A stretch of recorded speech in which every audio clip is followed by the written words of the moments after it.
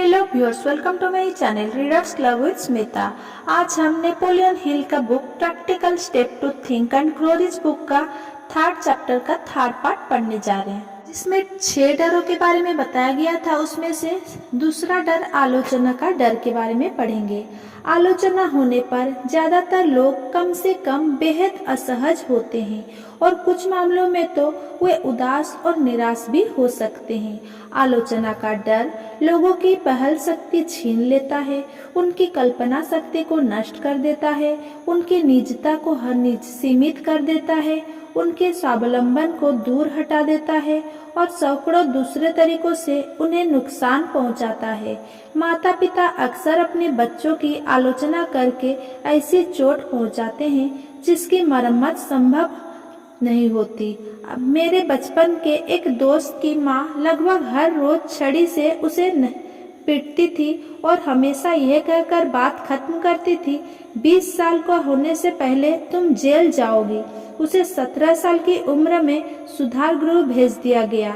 आलोचना सेवा का एक ऐसा रूप है जो हर एक के पास बहुत ज्यादा होता है। हर एक के पास इसका इतना भंडार होता है कि वो इसे जबरन दूसरों को थमा देता है, चाहे इसका आह्वान किया जाए या ना किया जाए। इस मामले में सबसे नजदीकी रिश्तेदार अक्सर सबसे बुरे अपराधी होते हैं। इसे अपराध माना जाता है। वास्तव में यह सबसे बुरे किस्म का अपराध है कि कोई अभिभावक अनावश्यक आलोचना करके अपनी संतान के मन में हीन भावना जमा दे।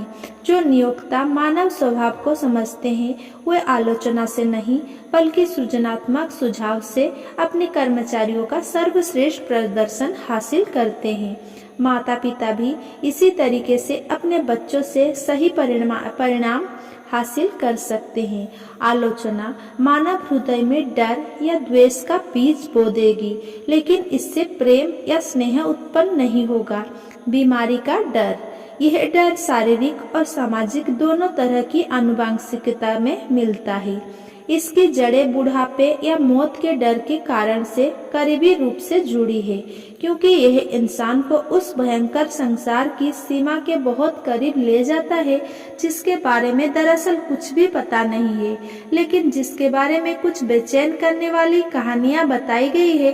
कुछ लोगों की राय में स्वास्थ्य बेचने के व्यवसाय में संलग्न कुछ अनैतिक लोग भी बीमारी के डर को जीवित रखने में काफी योगदान दे रहे हैं।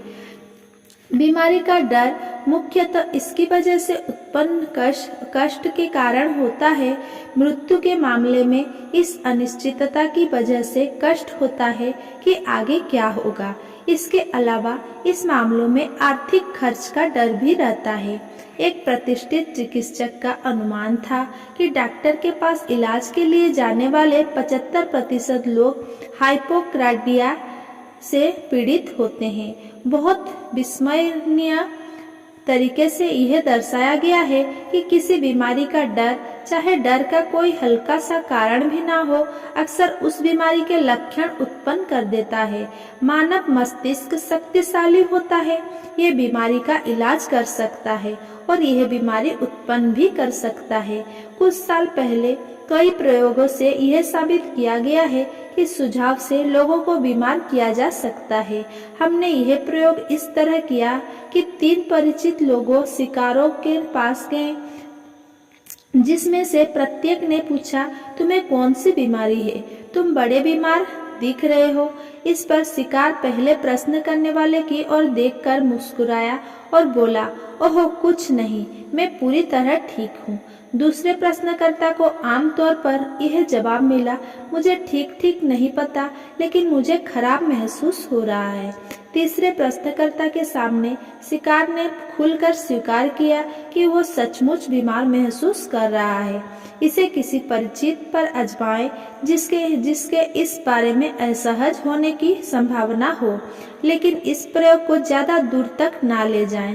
कुछ प्राचीन संस्कृतियों में लोग जादू टोना करके अपने शत्रुओं से प्रतिशोध लेते हैं। चूंकि वे जादू टोने को सचमुच शक्तिशाली मानते हैं, इसीलिए वे बीमार पड़ जाते हैं और अक्सर मर जाते हैं। इस बारे में प्रबल प्रमाण है कि रोग कई बार नकारात्मक विचार आवेग के रूप में शुरू होता है। ये आवेग सुझाव द्वारा एक मस्तिष्क से दूसरे मस्तिष्क तक पहुंचाया जाता है या फिर व्यक्ति इसे अपने दिमाग में खुद उत्पन्न करता है।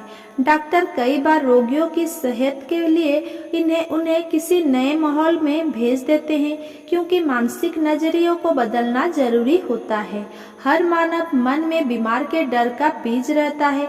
चिंता, डर, हताश, प्रेम और कारोबार के मामलों में निराशा की वजह से यह बीज अंकुरित होता और बढ़ता है।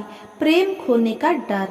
इन निहित डर के मूल स्रोत के वर्णन की बहुत कम जरूरत है, क्योंकि यह स्पष्ट रूप से प्राचीन मनुष्य की बहुविवाही आदत से विकसित हुआ है, जिसमें वह अपने साथी की संगिनी को चुरा लेता था और उसके साथ यथासंभव अभिसार करने की आदत रखता था। प्रेम खोने का डर 6 बुनियादी डरों में सबसे दर्द भरा होता है।